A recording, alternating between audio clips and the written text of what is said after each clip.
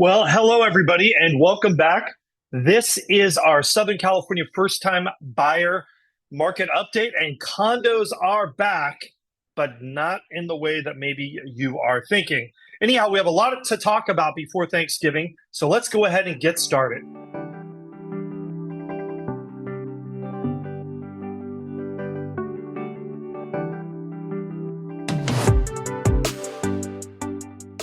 My name is Stephen Meade with Domicile Real Estate, where we are on a mission to help California's renters become homeowners. And something that I was thinking about the other day is that oftentimes you will receive conflicting real estate advice. You will hear two absolutely opposed pieces of real estate advice, and they can both be right. And how is that possible? The reason that's possible is because buying a home is one of the few things that represents not only a profound implication on your daily lifestyle, but also on your finances. So that means whenever you're looking to buy a home or make that decision, you're really equating that on two scales. Is this good for me financially, especially in the long term? And is this good for the way that I want to live? And sometimes you can have properties that are great for one thing and bad for another. So condos are back, and absolutely, I think now may be the perfect time to buy a condo. Is certainly financial advice, right? In the short term, especially, I think the condo market is particularly soft, and we're going to talk about that. And it might be a great opportunity for somebody looking to get into the market. But a condo might not make sense for you either on a lifestyle standpoint or even on a long-term financial standpoint. So always bear both of those things in mind when making real estate decisions. Anyhow, let's go ahead and jump into the slides, and I can tell you what I am talking about.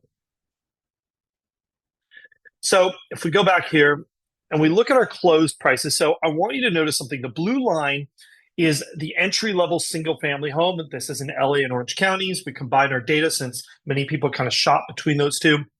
Entry-level condo is in the red. And if you look at these two lines, I want you to notice something. So if you look towards the beginning of the year, these were very similar to one another. And then we get to about May or June, and you will notice that it looks like the single family home market mostly stays flat and the condo market actually softens. And that's really what we're going to talk about today. If you're the kind of person that has been on the sidelines, and maybe you feel like you've been priced out of the market by interest rates, maybe a year, 2 years ago, you could afford that entry level single family home, but today it is looking more like a condo.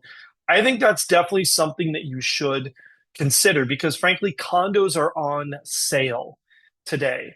Now, if you look back in the spring, you notice that condos had a pretty strong spring, and I will expect them to do that again next year, especially if there's any relief in the interest rates. I think also if there's any economic boosting, you're going to see more people in that condo market. So this is kind of a bit of a unique opportunity, whereas single family homes are holding steady. The condos are definitely on sale. If we look at our total monthly payment based on prevailing interest rates, we kind of see the same story, right? Like if we went back to the mid-year, the entry-level single-family home was $6,700 a month with 5% down, including mortgage insurance, taxes, everything. Even factoring in an HOA fee, we go from that same high point of around $5,400 down to $4,609 per month. So definitely you have seen a market improvement in the payment structure for condos versus single family homes. And if you look at our minimum household income required, right, as of today, looking at these numbers, we're at just under $158,000 for that entry level single family home. Meaning that is the minimum household income required, assuming no other monthly debt obligations to get into that single family home. But it is a much more accessible $113,000 for that entry level two bedroom, two bath condo. And if we look at our absorption rate, right, like I don't want anybody to be completely freaked out. You notice both of these have shot up above the 80% marker. There's a couple things going on. Number one, we are heading into that holiday period, and we notice there's a bit of a timing mismatch. And what do I mean by a timing mismatch? That means that while supply reduces really quickly, nobody wants to put their home on the market. Not nobody, but fewer people want to put their home on the market the week of Thanksgiving and between Thanksgiving and Christmas and the New Year's holidays. However, we notice that the buyer pools don't exactly drop off as much. So we do see that absorption rate tends to go up a little bit, but what that really ends up doing is eating into some of that inventory that has been built up. And if we look at our total inventory, that's exactly what's happening. And by the way, look back at this point last year. This is not unusual. This is a very predictable and normal seasonal effect, is that inventory that got built up through the spring and the summer that kind of plateaued into the fall starts to fall off as we go into the last 2 months of the year. And that's exactly what we see is happening. This year was a little later, I think, because of the election. But we're seeing that trend is definitely in full swing right now. If we look at our 14-day still active percent, that is kind of hovering in that same range it has been. This is kind of another proxy for market competitiveness. Make no mistake, this is not a soft market, but it is a softer market.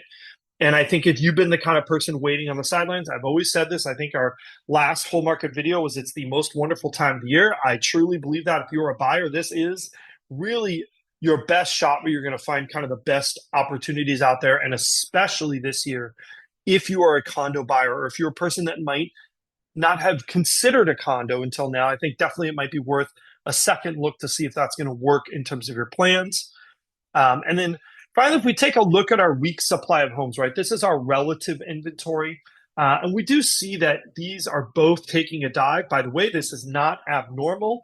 Look back to the left side of that graph. You can see that this is pretty typical as we head towards the end of the year. And then relative inventory hits a low and then starts accelerating a little bit through the spring and summer. That's the way it happens. You'll notice we're still at inventory that is right about the same as we were at last year for condos, and maybe a little bit more than last year for the entry-level single-family homes, but I'm going to go ahead and call that about the same as last year. This is a pretty normal effect, but you'll notice that these inventory numbers are still way, way better than the springtime. I mean, look at where we were in February and March of this year. We were fewer than 8 weeks of inventory in condos at about 5 or maybe even into the 4s for single family homes. We are almost at double that for both of those categories, which I think really should tell you about the kind of market that we are in.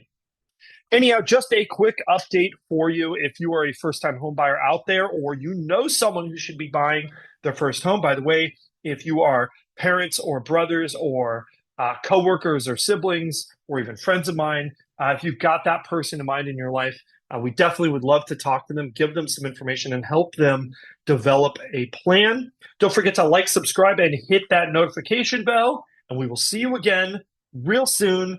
Happy Thanksgiving, everybody. We'll see you next week.